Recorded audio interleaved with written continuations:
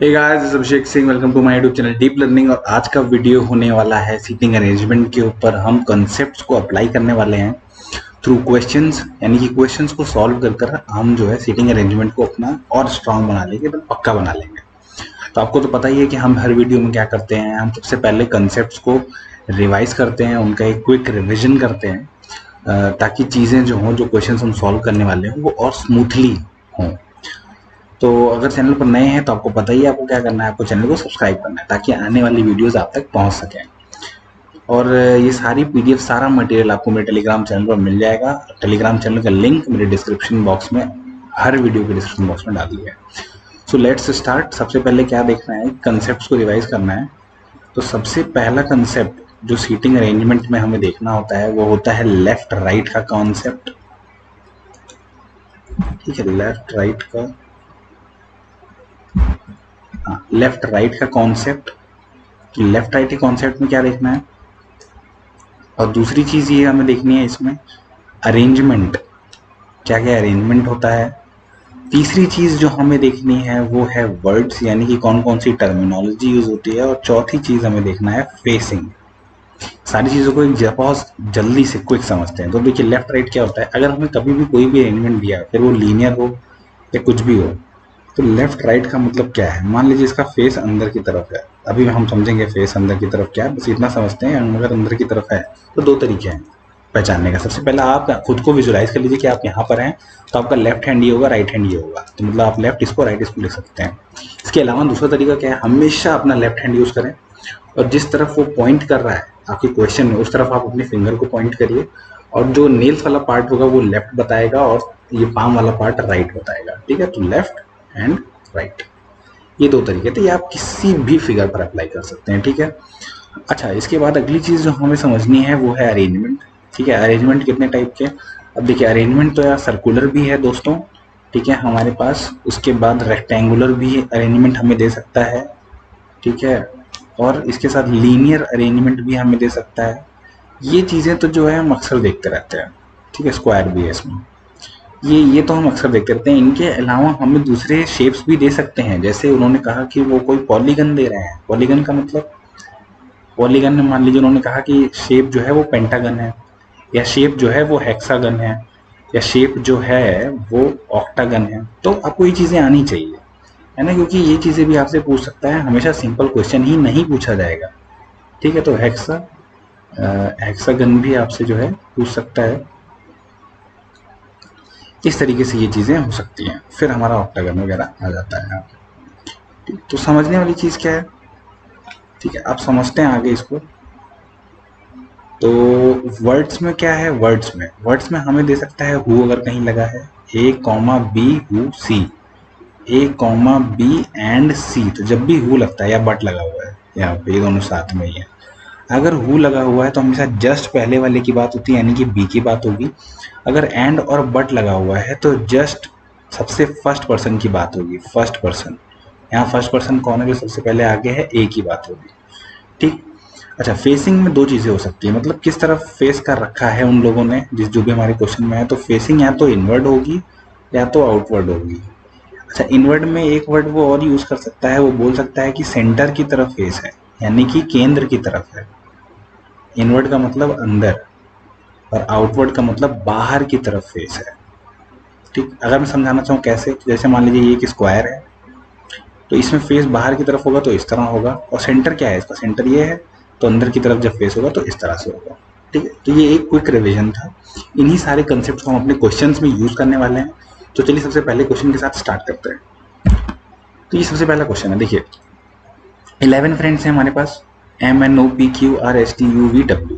ठीक, सब क्या बैठे हुए हैं, एक रो में बैठे हुए हैं। ठीक, तो हम एक रो यहाँ पर ऐसे बना लेते हैं, और एक रो और बना लेते हैं। हमेशा ध्यान रखिएगा, जो सीटिंग अरेंजमेंट होता है इसमें हमेशा केसेस बना के चलिएगा। ये आपको आगे बहुत काम आने वाला है, क्योंकि कई एग्जाम्स में ऐसे क्वेश्चंस देखने को मिलते हैं जिनमें केसेस कई ढेर सारे बनते हैं। मे भी कभी ये वाला केस गलत हो जाए, आप यही बना के चल रहे हो, तो फिर आप फंस जाएंगे वहां पर, आपका टाइम भी वेस्ट हो जाएगा। इसलिए केसेस बनाते हुए चलिए। तो क्वेश्चन को सबसे पहले पढ़ते हैं और उसी हिसाब से बनाते हैं। सबसे पहले क्या बोल रहा है, T is to the immediate left of P. तो टी पी के जस्ट बाएं पे है, तो अगर मैंने कहा पी यहाँ है तो टी यहाँ होगा। ऐसे ही सेम यहाँ पे ये चीज़ तो सेम ही रहने वाली है। आगे एंड लग गया तो मतलब हमेशा किसकी बात हो रही है, फर्स्ट पर्सन यानी कि टी की बात हो रही है। तो टी क्या है, टी थर्ड है यू के राइट में। मतलब अगर यू यहाँ है तो one T third to the right of U, दो तीन, एक दो तीन, यानी कि यहाँ पे एक स्पेस छोड़ दूँ, यहाँ पे एक स्पेस छोड़ दूँ, तो यहाँ पे मेरा यू आ जाएगा। सेम ऐसे ही एक दो यहाँ यू आ जाएगा। यहाँ तक किसी को कोई दिक्कत नहीं होनी चाहिए। आगे अब क्या लिखा है, v is the immediate neighbour of m and n। तो v जो है वो m का भी इमीडिएट नेबर है और n का भी। अच्छा ये चीज घूम के इस तरह से भी हो सकती है कि m यहाँ आ जाए n यहाँ आ जाए। अब इसको ऐसे ही छोड़ देते हैं। आगे एक और चीज देखते हैं कि लगा हुआ है एंड। तो जब भी लगा होता है एंड तो हमेशा बात होती है फर्स्ट पर्सन की यानी कि वी की। सेंटेंस कहाँ से स्टार्ट हुआ था, यहाँ से, तो सबसे पहला पर्सन वी है। तो वी क्या है, वी थर्ड है एस के लेफ्ट में। तो अगर मैं यहाँ लिखूँ एस तो वन टू और यहाँ आ जाएगा वी, किसी को कोई दिक्कत नहीं होनी चाहिए। ठीक है, अब देखिए M is second to the right of Q, Q के जस्ट राइट में, यानी कि फर्स्ट सेकेंड यहाँ एम आ जाएगा। ये चीज हो, इस तरह से कंडीशंस को पहले लिख लीजिए। अब क्या लिखा हुआ है यहाँ पे, हु लिखा हुआ है, तो हु जस्ट पहले वाले के लिए यानी कि क्यू के लिए यूज होता है। क्या लिखा है, Q is at one of the ends, किसी एक किनारे पे क्यू बैठा है। तो अब आप सोचिए क्यू को मैं यहाँ रख देता हूँ इस केस में। अच्छा ऐसा भी हो सकता है कि क्यू उस एंड पे नहीं, मतलब दाहिने पे नहीं, बाएं वाले आखिरी छोर पे होगा, तो मैंने इसको यहाँ रख दिया। अब आप अगर ध्यान से देखिए तो क्यू की मुझे बाद एक स्पेस छोड़ के एम को रखना था। क्या अगर ये क्यू खुद ही लास्ट है तो इसके बाद एम कैसे आएगा, नहीं आ सकता, इसलिए केस गलत हो गया। देखा आपने, इस तरह से करना है। तो नेक्स्ट केस में हमें क्या करना है, क्यू के बाद एक स्पेस छोड़ के एम को रखना है। ये देखिए, अब ध्यान से सोचिए कि मुझे V से नेबर में N भी है और M भी है। क्या मैं यहाँ पे V को रख सकता हूँ, नहीं रख सकता हूँ। क्यों, क्योंकि अगर V को रख दूंगा तो फिर उसका नेबर N नहीं आ पाएगा क्योंकि उतना स्पेस नहीं है। इसलिए V को मैं यहाँ रखूंगा और फिर मुझे यहाँ पे N रखना है। क्यों, क्योंकि दोनों ही नेबर है। यहाँ तक क्लियर है, तो ये केस भी बन गया हमारा। अब आगे U जो है वो ठीक है, ये भी क्लियर है। अब यहाँ ध्यान से देखिए, ये देखिए क्या बोल रहा है, ये केस बच गया हमारा। क्या बोल रहा है कि S जो है वो एक और दो पोजीशन छोड़ के थर्ड पोजीशन पे राइट में S बैठा है। तो एक पोजीशन छोड़, दो पोजीशन छोड़ दो, यहाँ S बैठ रहा, तो इतना सिंपल है। आगे चलते हैं। R is sitting next to the right of P, P के जस्ट नेक्स्ट राइट पे कौन बैठा हुआ है, R बैठा हुआ है। तो मैंने यहाँ पे R को रख दिया। आगे क्या बोल रहा है, P एंड लग गया तो मतलब R की बात हो रही है, R की बात हो रही है। P is second to the, अच्छा एक चीज और, कभी कभी इस तरह से होगा कि ये एंड को लगाना जरूरी नहीं होगा देखना। क्यों, क्योंकि यहाँ देखिए ये पूरा एक सेंटेंस है और ये पूरा एक सेंटेंस है। यहाँ से साफ साफ दे दिया है कि P is second to the right of O, O के राइट में एक दो, यहाँ पे P है, ऐसे इसने बोल दिया। तब यहाँ देखिए एक ही स्पेस छूटा ही हुआ है यहाँ बीच में, तो यहाँ O को रख दूंगा तो फर्स्ट ये सेकेंड ये, बिल्कुल ठीक बन गया। बचा क्या है, W बच गया, तो W को यहाँ रख दीजिए, पूरा केस तैयार हो गया। अगर आप लोगों को ये दिक्कत हो रही हो कि लेफ्ट कैसे लेना है राइट कैसे लेना है, तो मैं बता दूं मैं कैसे ले रहा हूँ। सभी का फेस अगर ना दिया हो तो हमेशा अपवर्ड होता है, मान के ही चलना है। अगर नहीं दिया है तो अपवर्ड है, तो अगर अपवर्ड दे दिया है तो अपवर्ड के लिए हम क्या कर रहे थे, सबसे पहले अपना लेफ्ट हैंड उठाइए और ये जो नेल्स वाला पार्ट होगा ये बताएगा लेफ्ट और जो पाम वाला पार्ट होगा वो बताएगा राइट। क्वेश्चन सॉल्व हो चुका है। अब हमसे क्या पूछ रहा है, who is sitting in the centre of the row. Total यहाँ पर 11 लोग हैं, तो 5 लोग को इधर से काउंट कर लीजिए, 1 2 3 4 5, 5 इधर 5 इधर, यू बीच में आ गया, तो हमारा आंसर यू हो गया। इतना सिंपल क्वेश्चंस आते हैं। बैंकिंग में इन्हीं चीज़ों को पजल के नाम से यूज़ किया जाता है। ठीक है, क्वेश्चंस ऐसे ही हम मिलेंगे आपको वहाँ पर भी, हो सकता है थोड़ा सा क्वेश्चन ट्रिकी हो, लेकिन चीज़ें ये रहती हैं। तो चलिए, तो इस क्वेश्चन में क्या है, देयर आर 5 स्टूडेंट्स, 5 स्टूडेंट्स हैं, कोई बेंच पे बैठे हुए हैं, बेंच पे बैठा दिया सबको। अब क्या बोल रहा है, T and R are sitting together, तो टी और आर साथ में बैठे हुए हैं। तो इसका एक केस और क्या बन सकता है कि टी और आर साथ में बैठे हुए हैं। ठीक है, ये नहीं बोल रहा है कि कौन लेफ्ट में है कौन राइट में, तो मैंने ऐसे बैठा दिया। ठीक है, अब क्या बोल रहा है, P is on the extreme left, तो पी एक्सट्रीम लेफ्ट पे है, यहाँ रख दिया। Q is second from the extreme right, total लोग ही कितने हैं, 5 हैं। तो क्यू राइट से एकदम एक्सट्रीम राइट से क्या है, सेकंड पोजीशन पर है। तो सेकंड पोजीशन पर कैसे आ सकता है, टोटल 5 ही लोग चाहिए हमें। ये कितने हो गए, 1 2 3 4, तो यानी कि यहाँ एक और प्लेस होनी चाहिए। 5 ही लोग तो बैठा सकते हैं टोटल, है कि नहीं। तो अब ध्यान से देखिए इस चीज़ को। तो हमसे क्या बोल रहा है, यहाँ मैंने एक चीज़ जो शायद गलती कर दी, यहाँ क्यू को मैंने ये वाला नहीं पढ़ा, टी और क्यू भी साथ में बैठे हैं। तो क्यू को यहाँ रखना है और क्यू को यहाँ रखना है। तो अब अगर मैं इस पोजीशन को यहाँ ना भी लेके चलूँ और इस पोजीशन को मैं यहाँ लेके चलूँ, तो हमसे क्या बोल रहा है, second Q is second from extreme right. तो अगर एक्सट्रीम राइट ये है तो फर्स्ट सेकंड, ठीक। एक जो बंदा बच गया है वो कौन है, हमारा एस है, ठीक है। और यहाँ पर वो जो होगा वो क्यू को एक्सट्रीम राइट से यहाँ रख दिया तो एस यहाँ आ जाएगा, ठीक। अब एक चीज़ देखते हैं, पी और क्यू के बीच में कौन बैठा है, वो sitting between P and Q. तो अगर हम पी और क्यू को देखें तो यहाँ पे सिंगल पर्सन आ रहा है और यहाँ पे हमारा आंसर पेयर में दिया हुआ है, इसीलिए जो हम लेके चलेंगे वो यहाँ ये वाला केस लेके चलेंगे। और 2 लोग बीच में हैं, आर और टी, तो हमारा आंसर हो जाएगा आर और टी, ठीक है, R and T. Next question देखते हैं। नेक्स्ट क्वेश्चन में क्या है कि एक सर्कुलर टेबल है, उस पर कितने लोग बैठे हैं, 6 लोग बैठे हैं। तो 6 लोग को बैठा देते हैं। 6 लोग को बैठाने के बाद सबसे पहले हमसे क्या बोल रहा है, at centre D is between F and B. तो डी को यहाँ रखूंगा, एफ को यहाँ, बी को यहाँ। अच्छा, इसका एक और केस बनेगा, बिल्कुल बनेगा। आप लोग सोच रहे हो अगर तो कि एफ को मैं यहाँ रख दूँ, बी को मैं यहाँ रख दूँ, तो हाँ वो केस भी बनेगा, लेकिन आंसर सेम ही आने वाला है, ठीक है।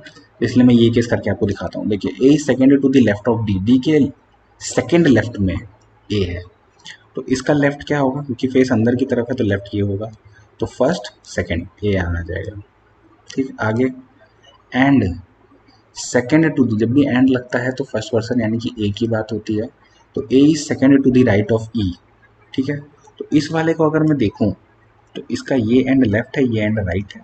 तो फर्स्ट राइट सेकेंड राइट, यानी कि ई यहाँ आ जाएगा।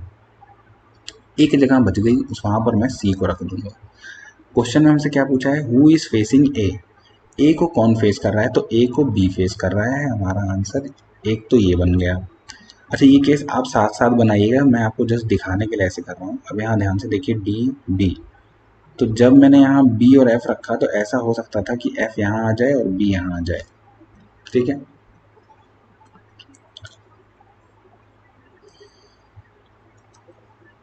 नेक्स्ट क्वेश्चन देखते हैं। तो नेक्स्ट क्वेश्चन क्या है, नेक्स्ट क्वेश्चन में देखिए, सर्कुलर मैनर में 6 लोग बैठे हैं, तो एक ये और एक ये, 2 केस हमेशा बना के चलिए, क्योंकि कौन सा केस रॉन्ग हो जाए कोई पता नहीं है, ठीक है। तो केस 1 ये होगा और केस 2 ये हो जाएगा। क्या बोल रहा है, 1 2 3 4 5 6, 6 लोग बैठे हैं।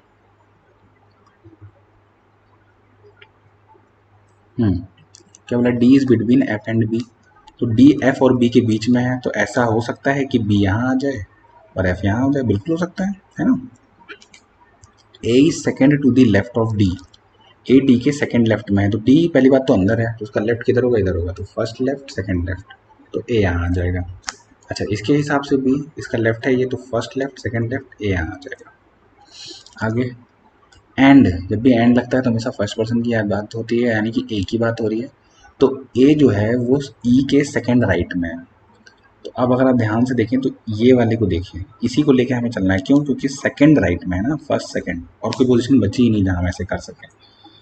तो इसके लिए लेफ्ट ये हो जाएगा, राइट ये, इसके लिए लेफ्ट ये हो जाएगा और राइट ये। तो ई को हम यहाँ पे रख देंगे। बचा कौन, बचा सी, तो सी को यहाँ रख दीजिए, यहाँ रख दीजिए। अब देखिए हमसे क्या बोल रहा है कि ए को कौन फेस कर रहा है, तो ए को यहाँ पर फेस कर रहा है बी और ए को यहाँ पे फेस कर रहा है एफ। आप कहेंगे अरे दो दो, अब हम किसको सॉल्व करके हैं, तो आपको इस तरह से ऑप्शन मिलेगा बी और एफ, ये हमारा आंसर हो जाएगा, ठीक है। तो केस बनाना कितना ज़रूरी है, अब देखिए, अगर आपने केस नहीं बनाया होता तो आप या तो बी मार के आते या तो एफ मार के आते, ठीक है। तो क्वेश्चन गलत हो जाता वहाँ पर। नेक्स्ट क्वेश्चन देखते हैं। 6 लोग हैं, P Q R S T U, वो एक सर्कुलर मैनर में बैठे हैं।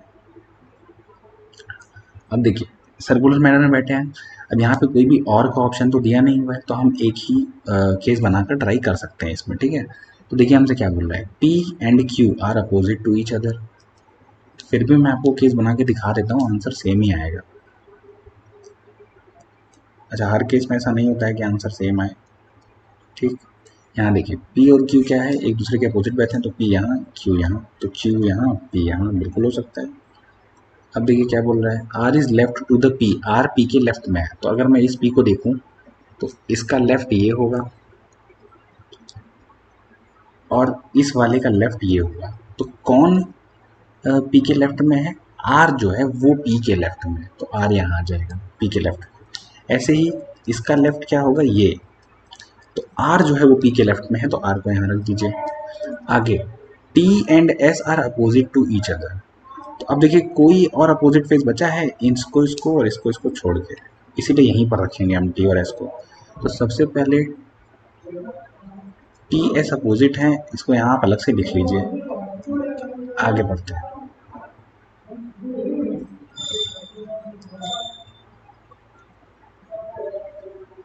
ठीक है। तो अब मैं क्या करता हूँ, यहाँ पे मैंने T को रख दिया और यहाँ पे मैंने S को रख दिया। अभी केस कैसे चेंज हो सकता है हम ये भी देखेंगे, ठीक है। देखिए यहाँ पे क्या बोल रहा है, U is to the right of S, तो T को यहाँ, S को यहाँ।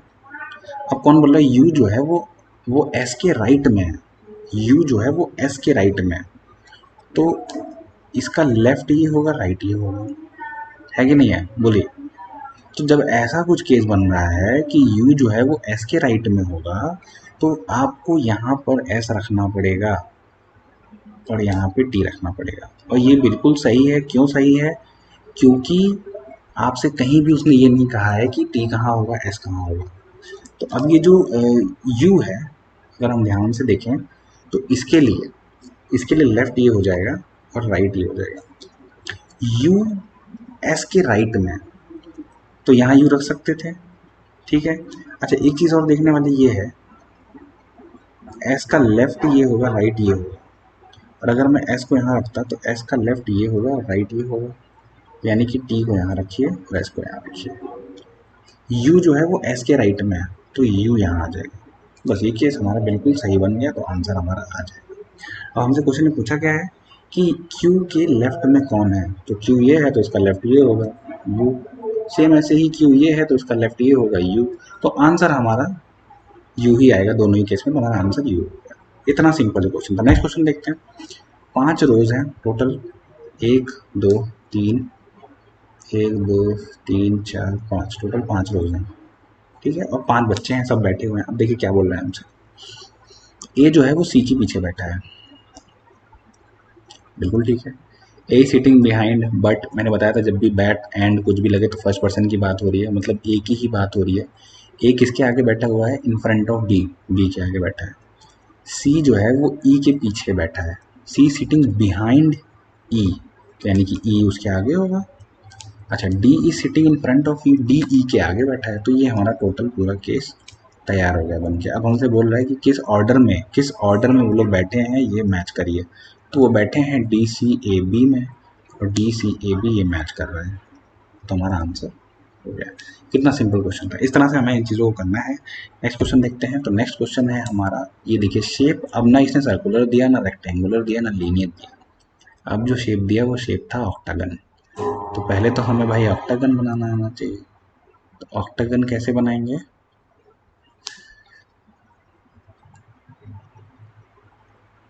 ये है हमारा ऑक्टागन, ठीक। अब एक चीज़ ध्यान से देखिएगा, सबका फेस जो है वो सेंटर की तरफ है, और एक बंदा कॉर्नर पे है और एक बंदा फेस पे बैठा हुआ है, ठीक है। तो ऐसा करते हैं कि नहीं सारे कॉर्नर पे ही हैं, तो एक कॉर्नर ये, एक कॉर्नर ये, एक कॉर्नर ये, एक कॉर्नर ये, एक ये और एक ये। इसमें भी 2 केस बनेंगे, बिल्कुल सही है आपका, लेकिन आंसर दोनों ही केस में सेम आएगा, क्योंकि अगर आप देखें ध्यान से तो नीचे जो ऑप्शंस हमें दिए हुए हैं कहीं पर भी और टाइप का नहीं है। आप इस चीज़ से देख सकते हैं कि अगर और नहीं है तो इसके चांसेस कम होते हैं, क्योंकि ये हमारा टाइम खाता है केस बनाने में। तो चलिए दोनों को साथ में करते हैं। सबसे पहले Mahima is sitting diagonally opposite to Rama, तो अगर महिमा को मैंने यहाँ रख दिया तो रामा यहाँ आ जाएगा, बिल्कुल अपोजिट। फास्ट करते हैं एकदम इसको, ठीक है। ये देखिए कोई दिक्कत नहीं है।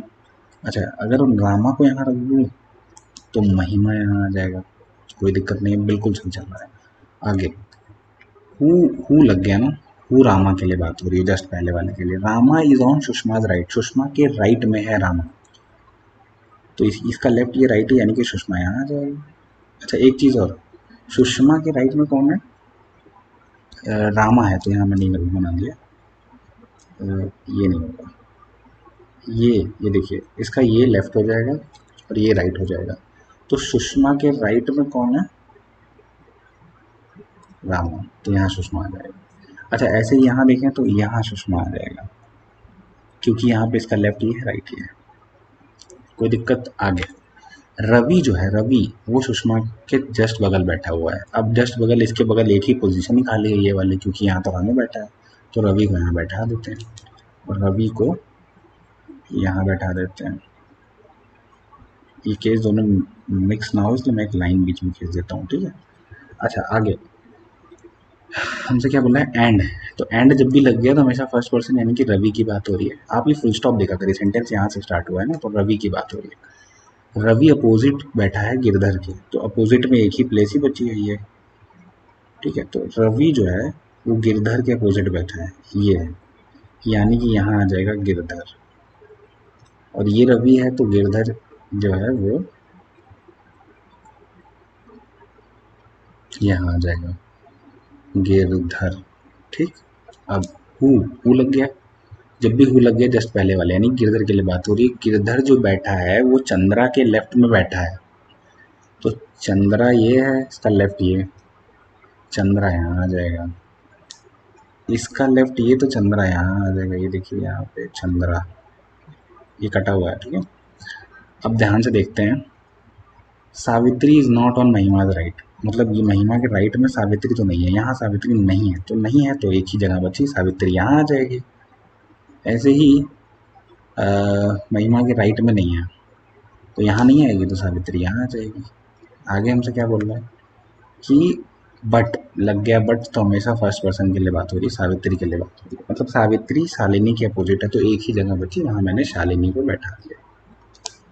ये हो गया और यहाँ आ गया शालिनी। तुम्हारा दोनों केस देखिए बिल्कुल सेम है और बिल्कुल सही है, और दोनों में आंसर सेम ही आएगा। क्वेश्चन क्या पूछ रहा है? शालिनी के राइट, शालिनी के राइट में कौन है? तो शालिनी का यहाँ लेफ्ट ये, राइट ये गिरधर। यहाँ देखते हैं शालिनी, शालिनी ये है ना शालिनी, सर ये मैंने किसको, सावित्री को चेक कर दिया। यहाँ देखिए शालिनी, शालिनी का लेफ्ट ये, राइट ये रवि, और यहाँ शालिनी का लेफ्ट ये, राइट ये रवि, तो हमारा आंसर रवि हो गया। तो ऐसा बहुत कम क्वेश्चंस में होता है, लेकिन जहाँ पर भी और वगैरह यूज नहीं होता है वहाँ पे जो आंसर हमारा आता है वो ऑलमोस्ट सेम ही आता है। नेक्स्ट क्वेश्चन देखते हैं। अब यहाँ देखिए क्या बोल रहा है, 6 लोग हैं टोटल। ये नंबर बहुत इंपॉर्टेंट है क्योंकि फिगर में रखने के लिए ये नंबर बहुत ज़रूरी होता है। देखिए 6 लोग क्या है, 2 रो में बैठे हैं, बिल्कुल 2 रो बना लेते हैं, कोई दिक्कत नहीं है, 3-3 दोनों रो में है। अब उसने हमसे क्या बोला है, 3 in each, Q is at the end of, not at the end of any row, मतलब ना क्यू यहाँ है, ना क्यू यहाँ है, ना क्यू यहाँ है, ना क्यू यहाँ है, तो या तो क्यू बीच में हो सकता है ऊपर वाले के, या तो नीचे वाले के, तो हमें इतना पता है कि क्यू मिड में है, बाकी अभी देख लेंगे। अब क्या बोल रहा है, P second to the left of R, तो आप चाहे यहाँ रखिए, चाहे ऊपर वाले में रखिए, चाहे नीचे वाले में, कोई दिक्कत फर्क नहीं पड़ता है उससे। तो पी को मैं यहाँ रखता हूँ, आर को यहाँ, तो फर्स्ट लेफ्ट सेकेंड लेफ्ट, बिल्कुल सही। अब क्या बोल रहा है, O is the neighbour of Q. अब आप खुद सोच के बताइए कि अगर ओ क्यू का नेबर है तो यहाँ 2 लोग तो मैं रख नहीं सकता, यानी कि यहाँ क्यू आएगा ही नहीं, तो क्यू ऊपर आएगा और ओ उसका नेबर है, लेकिन कहाँ है ये हमें नहीं पता है, ओ के राइट में है कि क्यू के लेफ्ट में है कि राइट में, इसलिए भी इसको नहीं लिखेंगे। आगे बढ़ते हैं। And is sitting diagonally opposite to, and लग गया तो आप मुझे बताएंगे किसके लिए बात हो रही है, ओ के लिए बात हो रही है, ठीक है। ओ किसके अपोजिट बैठा है, पी के, तो पी के अपोजिट डायगनली ये हो गया, तो ओ यहाँ आ गया। कितना आसान चल रहा है सब कुछ, देखिए आगे। N is the neighbour of R, बैठ जाओ भाई, एक ही जगह खाली है। On the basis of this information who is facing N, यहाँ पर बचा कौन, एम बच गया, तो एम को यहाँ रख दो। एन को फेस कौन कर रहा है, एन को फेस क्यू कर रहा है, हमारा आंसर क्यू हो गया। इतना सिंपल क्वेश्चंस आते हैं एसएससी लेवल के एग्जाम्स में, बैंक लेवल के एग्जाम्स में। देखिए एग्जाम कोई भी हो, कंसेप्ट हमेशा सेम रहता है। अगर हमारा कंसेप्ट क्लियर है तो हम क्वेश्चन कोई भी लगा सकते हैं, सिर्फ क्वेश्चन के पैटर्न में डिफरेंस होता है, ठीक है। नेक्स्ट क्वेश्चन ट्राई करते हैं। तो नेक्स्ट क्वेश्चन क्या है, देयर आर 3 गर्ल्स, ठीक है, G1 G2 G3 और 3 बॉयज़ हैं। अब हमें रेस्ट्रिक्शन दे दिया एक यहाँ पे कि no two girls should speak, मतलब दो लड़कियां आपको बात नहीं करना है। तो अक्सर ऐसा होता था क्लास में कि अगर दो लड़के या दो लड़कियां बात करती तो टीचर क्या करता था, उनको अलग अलग बैठा देता था। ठीक है, तो ऐसा ही कुछ क्वेश्चन है ये। तो सबसे पहले हमें क्या करना है, एक रो हम बना लेते हैं, G1 को यहाँ, फिर B1, फिर G2, फिर B2, फिर G3, फिर B3। अब आप ये क्वेश्चन पूछ सकते हैं कि आपने B1 को पहले क्यों रखा है यहाँ पर। B1 तो समझ में आता है, लड़कियों को दूर दूर बैठाना होता है, इसलिए रखा क्योंकि यहाँ पे देखिए हमें क्वेश्चन में दिया हुआ है कि अरेंजमेंट में वो जो B1 है वो सबसे पहले बोलता है, B1 स्पीक्स फर्स्ट, इसीलिए मैंने यहाँ B1 से स्टार्ट किया। आगे हमसे क्या बोल रहा है, what is the position of B2 and G3, तो first, second, third, fourth, fifth. तो B2 फोर्थ पोजीशन पे है और G3 फिफ्थ पोजीशन पे है। तो ये हमारा आंसर हो गया। कितना सिंपल क्वेश्चन था। Next question. अब देखिए 5 बर्ड्स हैं, 5 birds are sitting on a tree पे बैठे हैं, pigeon is to the right of parrot. तो अगर मैं पैरेट को यहाँ रख दूँ तो पिजन जो है वो उसके राइट में है, कोई दिक्कत। The sparrow is above the parrot, तो स्पैरो जो है वो पैरेट के ऊपर है। अब ये क्वेश्चन ऑलमोस्ट कई लोग जो है समझ रहे होंगे कि इतना आसान क्वेश्चन कहाँ ही आता है। ये मैं आपको बता रहा हूँ कि बिना अरेंजमेंट का भी क्वेश्चन आ सकता है। देखिए इसमें कोई भी अरेंजमेंट ऐसा नहीं बन रहा है जो आप बता सकें कि हाँ ये पर्टिकुलर अरेंजमेंट है ये। अब क्या बोल रहे हैं, the crow is next to pigeon, crow जो है वो पिजन के बाद बैठा है तो क्रो यहाँ आ जाएगा। Which bird is at the centre, तो पिजन सेंटर में है, हमारा आंसर पिजन हो गया। इतना सिंपल था ये क्वेश्चन। अब एक चीज़ और यहाँ दी हुई थी, क्रेन इज बिलो क्रो, तो क्रेन को आप यहाँ रख सकते हैं, उससे कोई फ़र्क नहीं पड़ता है। अब आप बताइए ये अरेंजमेंट बन रहा है, तो क्या ये कोई अरेंजमेंट है, कहीं पढ़ा है आपने? इसीलिए मैं कह रहा हूँ कि अरेंजमेंट कैसा भी आ सकता है। नेक्स्ट क्वेश्चन देखते हैं। अब देखिए 4 लड़के हैं, 4 गर्ल्स एंड 4 बॉयज़। क्या है, एक स्क्वायर में बैठे हैं, सबका फेस सेंटर की तरफ है। एक एक आदमी कॉर्नर पे है और एक एक आदमी साइड पे है, तो बना लेते हैं। एक स्क्वायर ये 1 2 3 4 5 6 7 8, 4 गर्ल्स 4 बॉयज, 8 लोग हो गए। एक केस और बना लेते हैं क्योंकि हम तो हर तरफ से देख के चलते हैं, हम क्वेश्चन गलत कर ही नहीं सकते। एक्यूरेसी बहुत इंपॉर्टेंट है। आगे, Madhu is sitting diagonally opposite to Usha, तो मधु को यहाँ रख दूँ तो उषा जो है वो यहाँ हो गई। ऐसा हो सकता है कि मैं उषा यहाँ रखना चाहता हूँ और मधु को यहाँ, दूसरा केस, कोई दिक्कत नहीं है। आगे, हु लग गया, तो हु आपको पता है जस्ट पहले वाले के लिए बात होती है, उषा के लिए बात हो रही है, तो उषा गीता के राइट में है। उषा जो है वो गीता के राइट में, तो ये है इसका लेफ्ट, ये राइट, ये उषा यहाँ आ जाएगी। बताइए सही है क्या ये? गीता के राइट में उषा है ना, तो यहाँ पे गीता रखना है। अच्छा एक चीज़, गीता को अगर मैं यहाँ रखूँ तो देखिए इसका ये लेफ्ट, यहाँ देखेंगे तो इसका ये लेफ्ट, ये राइट, आप हाथ से करके देख लीजिएगा बिल्कुल सही आएगा। ठीक है, तो उषा जो है वो गीता के राइट में, तो गीता यहाँ आ जाएगा। इन दोनों को अलग कर देते हैं, आंसर सेम ही आने वाला है। Roy is next to Geeta and opposite to Gopi. अब क्या लिखा है यहाँ पे, रॉय जो है वो गीता के नेक्स्ट में बैठा है, एक ही जगह खाली है तो रॉय को यहाँ बैठा देते हैं, ऐसे ही रॉय को यहाँ बैठा देते हैं। अब हमसे क्या बोल रहा है, एंड लग गया, तो जब भी एंड लग गया तो फर्स्ट पर्सन यानी कि रॉय की बात हो रही है, तो रॉय जो है वो गोपी के अपोजिट बैठा है, तो गोपी को यहाँ बैठा दो और गोपी को यहाँ बैठा दो। आगे, हु लग गया, जस्ट पहले वाले की बात, गोपी की बात हो रही है, गोपी जो है वो बोस के लेफ्ट में बैठा है, तो अब यहाँ आप देखें यही एक है जिसका लेफ्ट इधर आ रहा है, तो बोस के लेफ्ट में गोपी बैठा है, कोई दिक्कत नहीं है। ऐसे ही यहाँ पे देखेंगे तो इसका ही लेफ्ट यहाँ पे आएगा, तो बोस के लेफ्ट में गोपी बैठा है। इतना सिंपल, यहाँ पे क्लियर है सब कुछ। अब देखिए यहाँ, Suma is not on Madhu's right, तो सुमा जो है वो मधु के राइट में नहीं है, तो मधु के राइट में नहीं है तो यानी कि यहाँ नहीं आएगी, यहाँ नहीं आएगी, तो यही एक केस बचा, तो सुमा को मैं यहाँ रख दूंगा, सुमा। ऐसे ही यहाँ मधु के राइट में नहीं आएगी तो सुमा यहाँ आ जाएगी। एक जगह बची है, वहाँ प्रेमा को रखना है मुझे, तो प्रेमा को मैंने यहाँ रख दिया यहाँ। देखिए दोनों अरेंजमेंट बन गया और दोनों का आंसर सेम ही आने वाला है। क्वेश्चन देखते हैं अब, बोस के अपोजिट में कौन बैठा है, तो बोस ये है तो गीता ये है, इतना सिंपल। तो हमारा आंसर क्या आ गया, गीता।